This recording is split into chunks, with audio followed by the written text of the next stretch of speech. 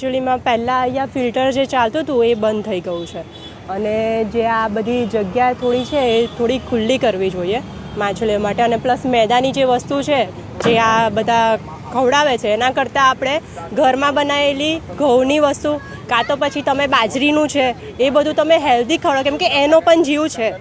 અને આ જે સ્મેલ આવે છે એના લીધે આજુબાજુનો એરિયા પણ બહુ એ થઈ રહ્યો છે. એટલે થોડું જોવું જોઈએ વીએમસીને. અહીંયા તંત્રને એવું કહેવા માંગીશ કે થોડું પણ અહીંયા પણ ધ્યાન આપવું જોઈએ કે આનો પણ જીવ છે, જેવો આપણો જીવ છે ને એવો માછલીઓનો પણ જીવ છે ને, એના લીધે કોઈ બીજાને પણ બીમારી થઈ શકે છે.